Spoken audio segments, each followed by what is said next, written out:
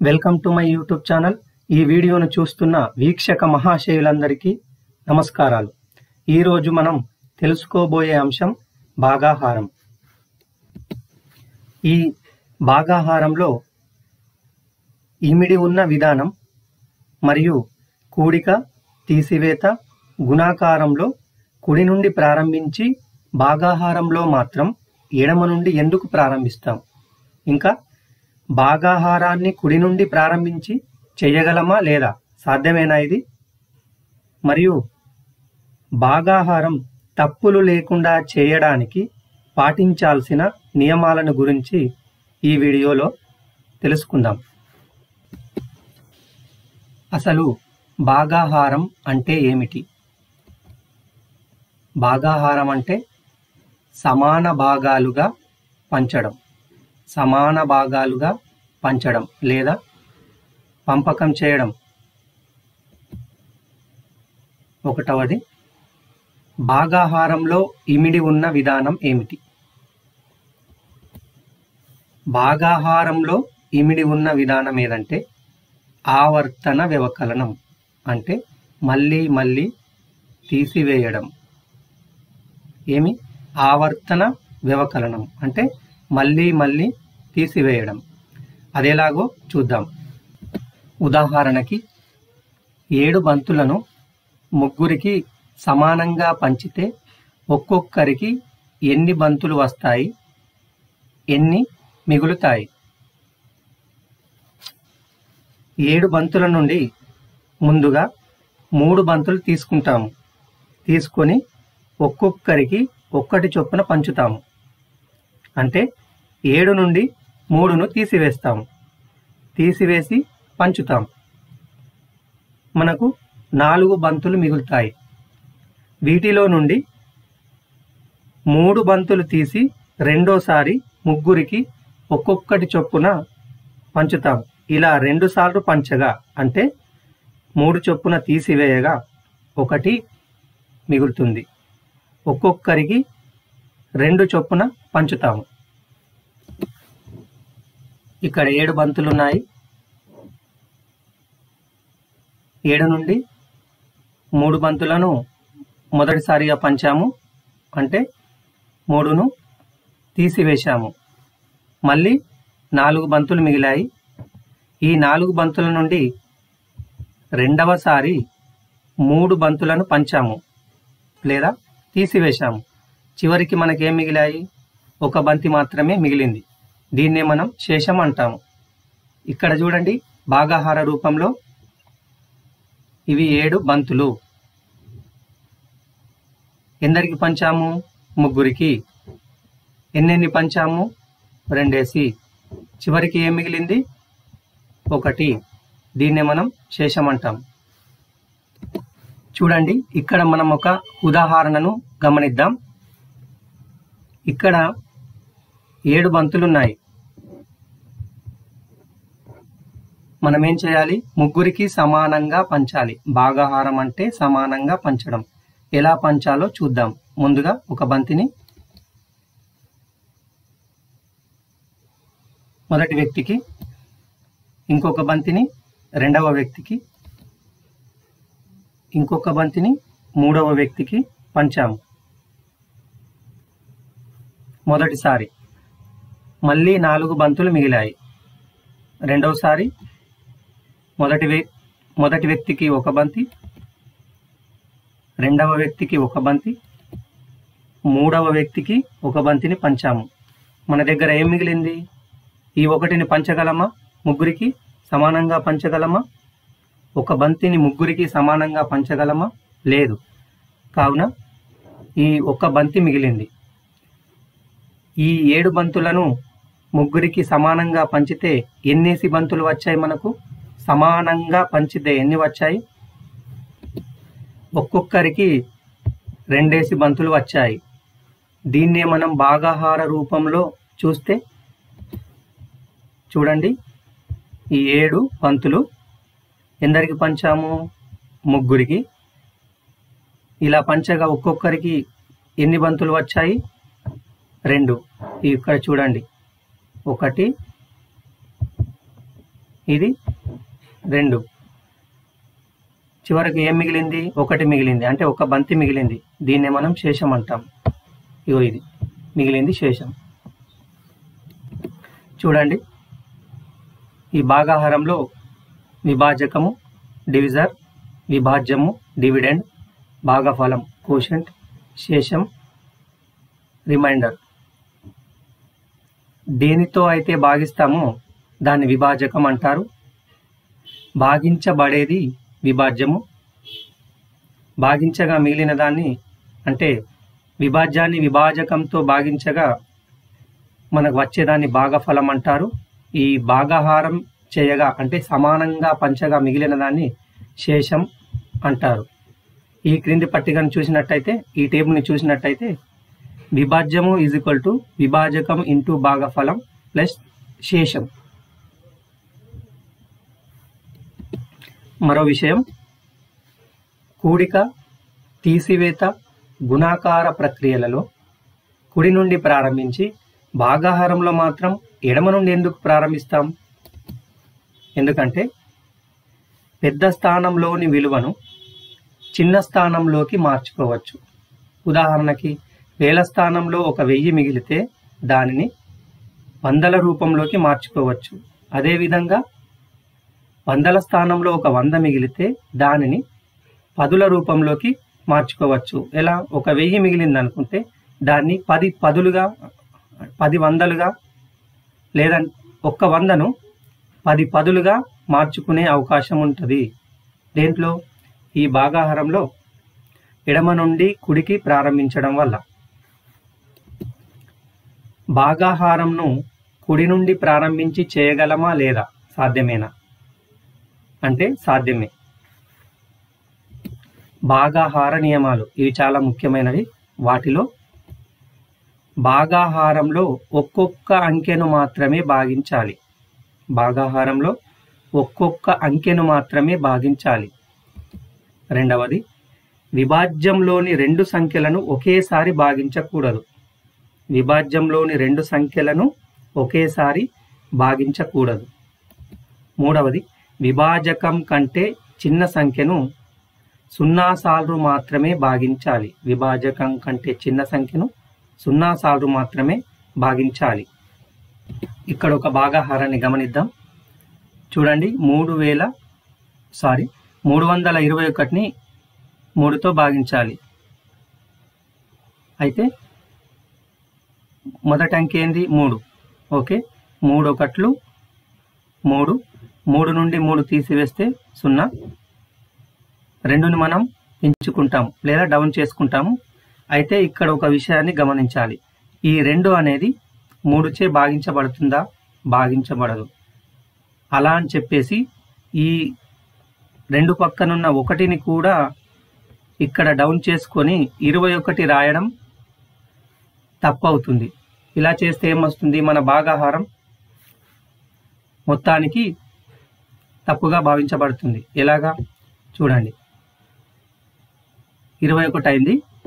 3 7 21. 21 నుండి 21 తీసివేస్తే 0. అయితే ఈ భాగాఫలాన్ని విభాజకంతో గుణిస్తే ఈ విభాజ్యం రావాలి. వస్తుందా? రాదు. 17 ముల్లో 51. ఇక్కడ ఏముంది? 321 ఉంది. అందువల్ల ఈ విధానం తప్పు.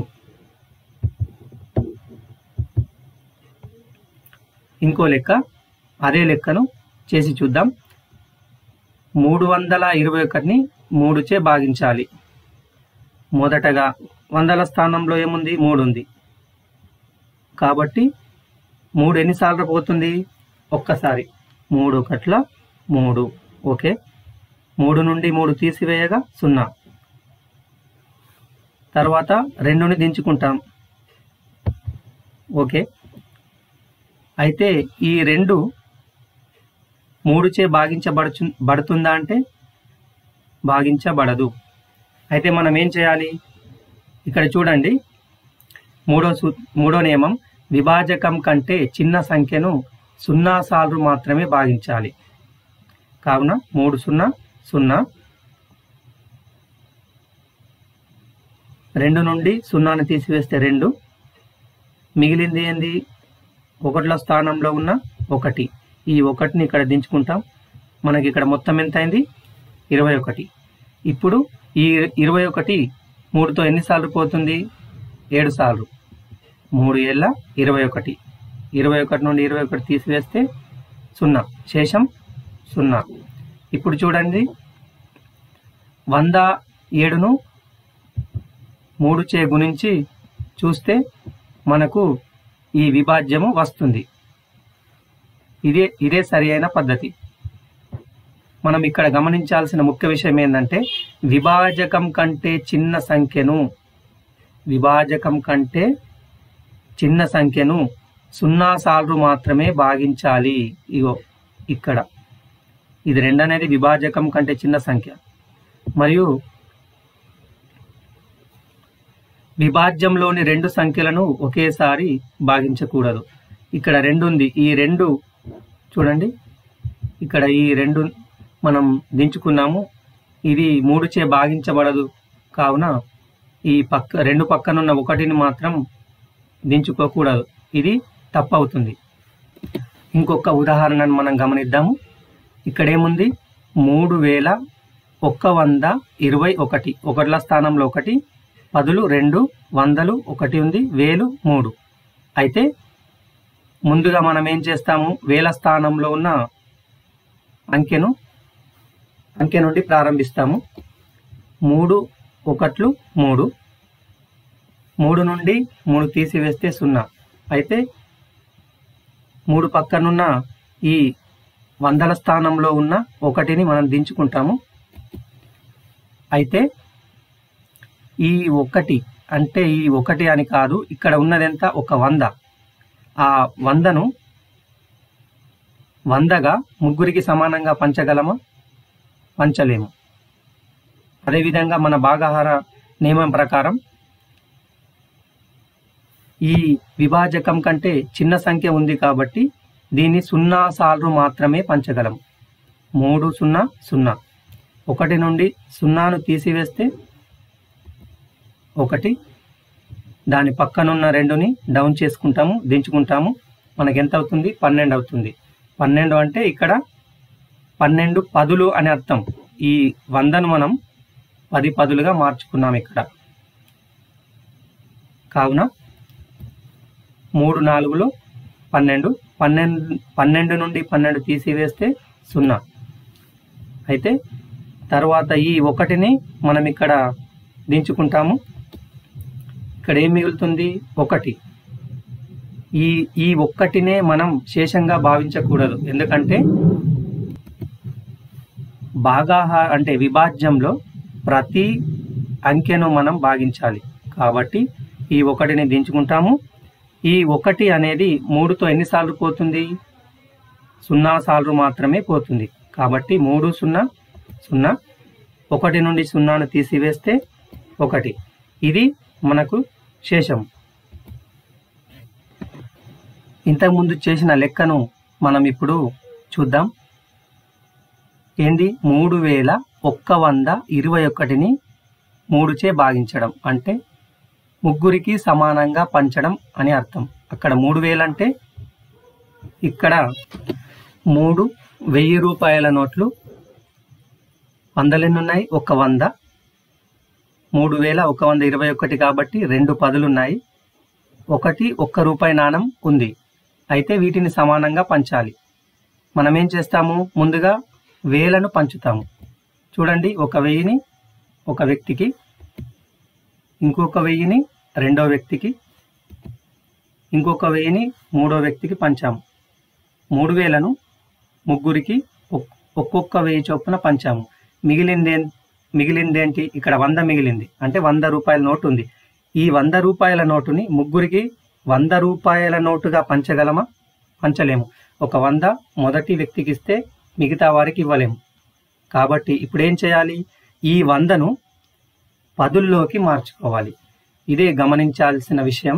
ఈ 100ను మనం పదుల్లోకి మార్చుకోవాలి. అప్పుడు ఏమవుతుంది?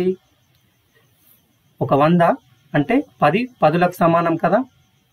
ఆల్రెడీ ఇక్కడ 2 పదులు ఉన్నాయి. మొత్తం ఎన్ని పదులు అవుతాయి? 12 పదులు అవుతాయి. చూడండి, 12 పదులు ఉన్నాయి. అయితే ఇప్పుడు ఈ పదులను ముగ్గురికి సమానంగా పంచాలి. వేలను మనం సమానంగా పంచాము, వందలు సమానంగా పంచడానికి వీలు లేదు కాబట్టి దాన్ని పదుల రూపంలోకి మార్చుకొని పంచుతున్నాము. చూడండి, 2, 3. మొదటి వ్యక్తికి, రెండవ వ్యక్తికి, ఇది మూడవ వ్యక్తికి. మొదటి వ్యక్తి, రెండవ వ్యక్తి, మూడవ వ్యక్తి. మొదటి వ్యక్తి, రెండవ వ్యక్తి, మూడవ వ్యక్తి. ఈ విధంగా 12 పదులని ముగ్గురికి 4 చొప్పున పంచాము. అంటే 4 పదులు అంటే 40 రూపాయల చొప్పున పంచాము. అదేవిధంగా తర్వాత చూసుకుంటే మనకెంత మిగిలింది? 1 రూపాయి నాణ్యం మిగిలింది. ఈ 1 రూపాయి నాణ్యాన్ని ముగ్గురికి సమానంగా పంచగలమా? పంచలేము. కాబట్టి శేషం అనేది 1 అవుతుంది. అయితే 3121ని మనం ఇక్కడ ముగ్గురికి సమానంగా పంచడం జరిగింది. అలా పంచగా మిగిలింది 1. అయితే ఎన్ని పంచాము? 1000 రూపాయల నోట్ 1 మరియు 4 10 రూపాయల నోట్లు అంటే 40. 1040 మొదటి వ్యక్తికి, రెండవ వ్యక్తికి 1040, మూడవ వ్యక్తికి 1040 పంచగా మనకు మిగిలింది ఎంత? 1. ఈ 1 రూపాయి నాణ్యం మిగిలింది. ఇదే ముఖ్యమైన విషయం. ఏదంటే కూడిక, తీసివేత, గుణాకారంలో కుడి నుండి ప్రారంభించి భాగాహారంలో మాత్రం ఎడమ నుండి ప్రారంభిస్తాం కదా. ఎందుకు ప్రారంభిస్తామంటే ఈ పెద్ద స్థానంలో ఉన్న వాటిని అంటే చిన్న స్థానంలోకి మార్చుకోవచ్చు. ఇప్పుడు చూడండి, ఈ 1000 రూపాయల నోట్ను 10 వందలుగా మార్చుకోవచ్చు. మనకి ఇక్కడ అవకాశం లేదు. కానీ 100 రూపాయల నోట్ని మనం 10 పదులుగా మార్చుకొని భాగాహారం చేయడం జరిగింది. ఈ భాగాహారంలో గమనించాల్సిన ఇంకో ముఖ్య విషయం, భాగాహారాన్ని కుడి నుండి ఎడమ వైపుకు చెయ్యగలమా లేదా? ఎందుకంటే కూడిక, తీసివేత, గుణాకారాలలో కుడి నుండి ప్రారంభించి భాగాహారంలో మాత్రం మనం ఎడమ నుండి ప్రారంభిస్తామని తెలుసుకున్నాం కదా. మరి భాగాహారాన్ని కూడా కుడి నుండి ఎడమ వైపుకు చేస్తే ఎలా ఉంటుందో చూద్దాం. ఉదాహరణకి అదే లెక్క 3121ని 3తో భాగించడం. ముందుగా చూడండి, ఇక్కడ ఏమున్నాయి? 3000, 100, 2 పదులు, 1. అయితే ముందుగా మనం ఏం చేస్తాం? 1ల స్థానంలో ఉన్న 1 3తో భాగించబడుతుందా? లేదు. కాబట్టి మనం అప్పుడు ఏం చేస్తాం? ఈ 2 పదులని తీసుకొని దాన్ని 21గా తీసుకుంటాం. 3 ఏళ్ళు 21. ఇక్కడ 21 నుండి 1 తీసివేస్తే 0, 2 నుండి 2 తీసివేస్తే 0. అయితే ఈ పదులు 1ల స్థానంలో భాగాహారం అయిపోయింది. మిగిలింది 100లు. ఇక్కడ 1ని మనం డౌన్ చేస్తాం, అంటే దించుకుంటాం. అప్పుడేమవుతుంది? ఇక్కడ మనకు ఎంత ఉంటుంది? 100. ఈ 100 అనేది 3తో ఎన్నిసార్లు పోతుంది? చూడండి, 33 సార్లు. 3 × 33 = 99. అయితే ఈ 100 నుండి 99ని తీసివేస్తే మనకేం మిగులుతుంది? 1 మిగులుతుంది. చూడండి, తర్వాత ఈ వేల స్థానంలో ఉన్న 3ను మనము ఇక్కడ దించుకుంటాము. అప్పుడేమవుతుంది? 3001. అయితే ఈ 3001 3తో ఎన్నిసార్లు పోతుంది? 1000 సార్లు పోతుంది. 3 × 1000 3000. ఈ 3001 నుండి 3000 తీసివేస్తే మనకెంత మిగులుతుంది? 1 మిగులుతుంది. అదే శేషము.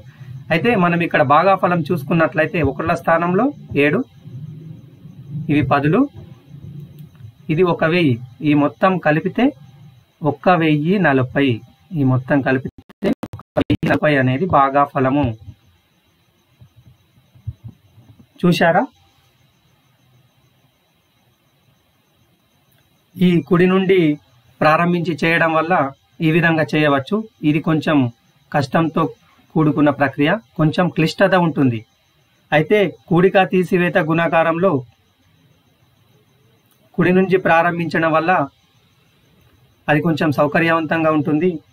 మరియు ఈ భాగాహారం మాత్రం కుడి నుండి చేయడం వల్ల కొంచెం క్లిష్టత అనేది ఏర్పడుతుంది. ఇదండి ఈరోజు మీ ముందుకు తీసుకువచ్చిన విషయం.